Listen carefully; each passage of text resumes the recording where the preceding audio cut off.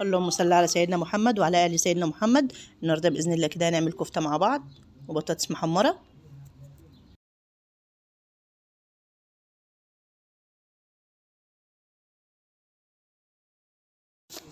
معانا لحمه مفرومه، حطينا فلفل اسمر، حطينا ملح، معايا كيس خلطه كفته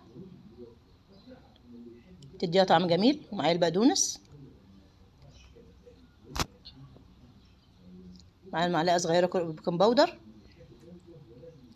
هنقلب، ومعانا البصل، معايا مهلة البصل، حطينا عليها فلفل اسمر، وحطينا معلقتين زيت، وحطينا ملح. هنقلبها كده عشان نصبع بيها اللحمه. معانا اللحمه كده،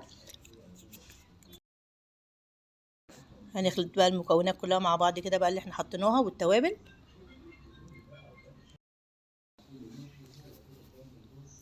هنصبح كده، لازم نحط في ايدينا في الميه بتاعه البصل اللي فيها الزيت دي والتوابل اهيت.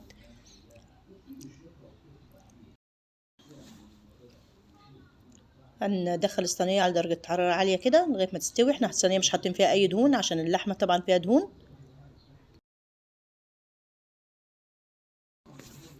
خلصنا الفيديو بتاعنا النهارده. جربوا الكفته بالطريقه دي هتعجبكم. كفته من جوه كده هشه وحلوه. بصوا كده هنشوفها مع بعض اهيت. من جوه الكفته هشه كده مش مكتومه. متنسوش تشتركوا في القناه وتفعلوا زر الجرس عشان يوصلكوا كل جديد. والسلام عليكم ورحمه الله وبركاته. اللي بيتابعوني على الفيسبوك ما ينسوش يعملوا لايك وفولو للصفحه.